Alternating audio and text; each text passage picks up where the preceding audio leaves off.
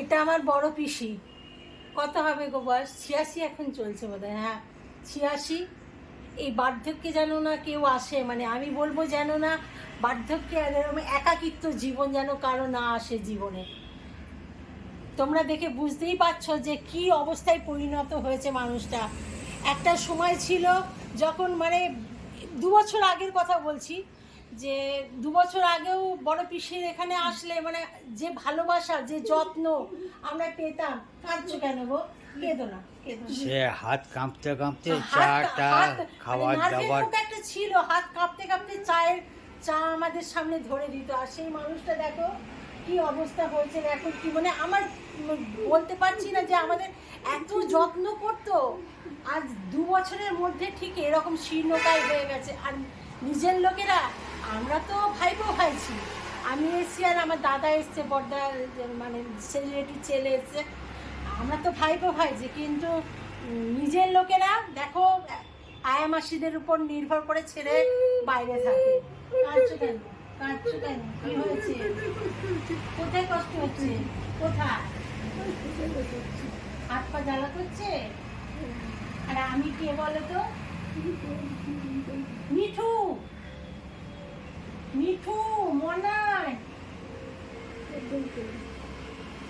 এখন তো চিনতেও পারে না, বুঝতেই পারছো যে কি মানে এই দেহখানা দেখে বুঝতে পারছো, শুধু দেহখানায় পড়ে রয়েছে আর কি, কিছু বোঝার ক্ষমতা আর নেই পিসির মধ্যে। খুব খারাপ লাগে, মানুষ বার্ধক্যে আসলে একাকিত্ব হয়ে গেলে মানুষের এরকম হয়, রোগশয্যায় পড়ে গেলে যে মানুষের এরকম হয় না, দেখলে বিশ্বাস করা যায় না। পা রাখবে? পা রাখবে? কি করবে বলো? খাও তুমি, কি খিদে পেয়েছে? কি খাবে বলো? ভাত খাবে? ভাত কখন খাওয়াই গো? এই যাচ্ছি আনতে। আমাদের রেখে তুমি যেতে পারো। আচ্ছা ঠিক আছে। ওই আয় মাসিরা দুবেলা থাকে, দুবেলা থাকো তাই তো তোমরা? হ্যাঁ। ভাগ ভাগ করে। কি হয়েছে বড় পিসি? খাবে? খাবে তো। রাত্রিরে কে থাকে? রাতে না, আমি দিনের বেলা থাকি। ও, যাবো না? রাত্রিরে কেউ থাকে না। আমি চলে যাবো। কেন? আমি কে হই বলো তো? আমি মিঠু হই। মনাই এসছে।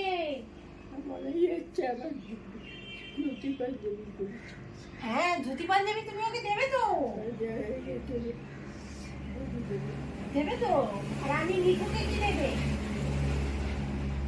মিঠুকে কি দেবে বলো?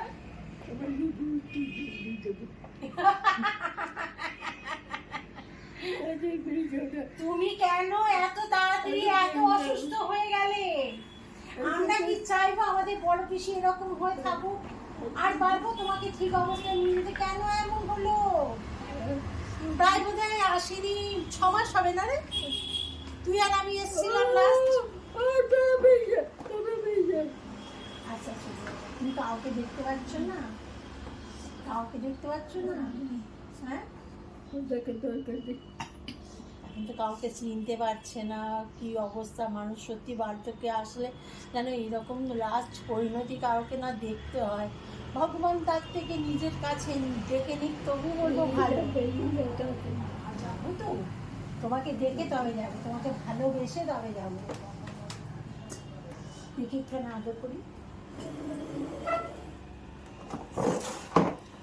কত আদর করেছি।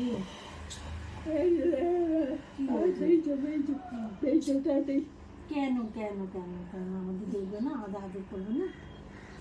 আমাদের আদর করবে না? আমরা তোমার ভাইপো ভাইজি।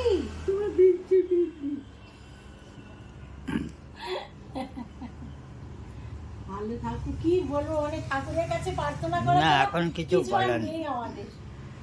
আমরা এই ঠাকুরের কাছে প্রার্থনা করে থাকি। আর বন্ধু তোমাদেরকে কি হয়েছে মা? কি হয়েছে? বলছি ভগবানের কাছে প্রার্থনা করি, আর তোমরাও প্রার্থনা করো যে বড় পিসি, আর কি বলবো, কিছু আমার বলার ভাষা নেই। না, যতদিন সুস্থ- আছে এরকম যতদিন আছে সে সুস্থ কটা দিন স্বাভাবিক, অন্তত সুস্থ একটু স্বাভাবিক থাকুক থাকুক। ভালো। হ্যাঁ, যে কটা দিন থাকে আর কি। কোথায় জ্বালা জ্বালা যাক, করছে, তবুও যে কথা বলছে এটাই অনেকখানি। তাই না? যাই বলুক, হ্যাঁ। মানে এটাই অনেকখানি যে গলা যে একটা আওয়াজ পাচ্ছে, একটা লোক এসছে, সেই সেটা বুঝতে অনুভূতিটা পারছে সেই যে অনুভূতিটা কেউ হচ্ছে। এসছে, হ্যাঁ, হ্যাঁ কেউ এসছে। এটা তোমাদেরকে দেখালাম এই উদ্দেশ্যে। দেখো এক সময় এমন যত্ন করেছে, আমরা যত্নটা বলতাম যে এত করো না যত্ন।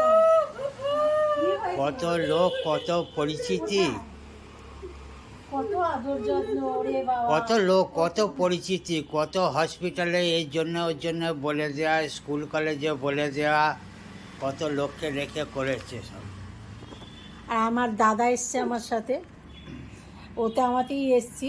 আর এই আয়া মাসি আছে, ওনারদের তত্ত্বাবধানেই থাকে আর কি, কিছু করার নেই। আর সত্যি কথাই খুব খারাপ লাগে গো। সুস্থ থাকুক, যে কটা দিন থাকুক থাকো, তুমি এই অন্তত একটু ভালো থাকো। আর কিছু মানে কি প্রার্থনা করব ভগবানের কাছে কিছুই বুঝতে পারছি না তোমার জন্য। তুমি ভালো আছো? তুমি ভালো আছো? ঠিক আছে, ভালো থেকো। হ্যাঁ, তোমরাও বন্ধুরা একটু বড় পিসির জন্য প্রার্থনা করো, বাবলুদা মারা যাওয়ার পর আরো বেশি হয়ে গেল। একটু আদর করে নে।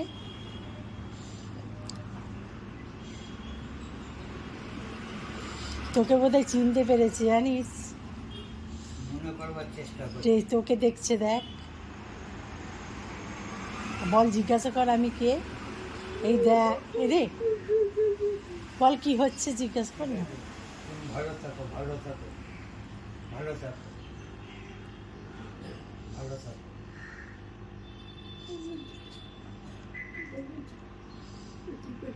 তোমারটা টিপে দেবো?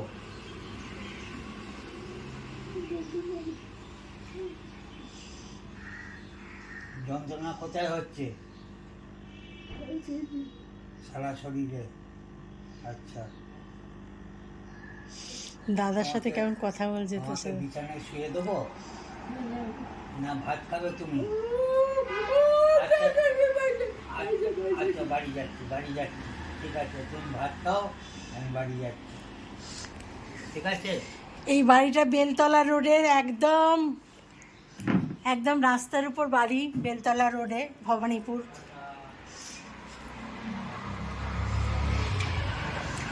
এই ভবানীপুর বেলতলা রোড, এটা ঠাকুর বাড়ি, বড় পিসিদেরই ঠাকুর বাড়ি। ঠাকুর বাড়ি এখন বন্ধ হয়ে গেছে, 12টার পর বন্ধ হয়ে যায় বলে দেখাতে পারলাম না তোমাদের।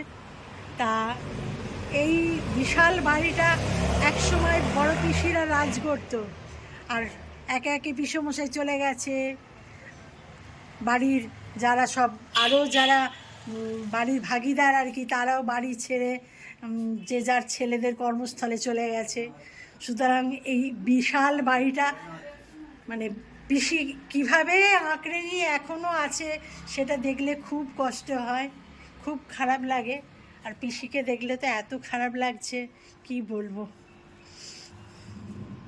যাই হোক, তোমরা একটু প্রে করো বন্ধুরা, বড় পিসি যেন ভালো থাকে আর তাড়াতাড়ি যেন ভগবানের কাছে যায়, তাহলেই বোধহয় ভালো থাকবে।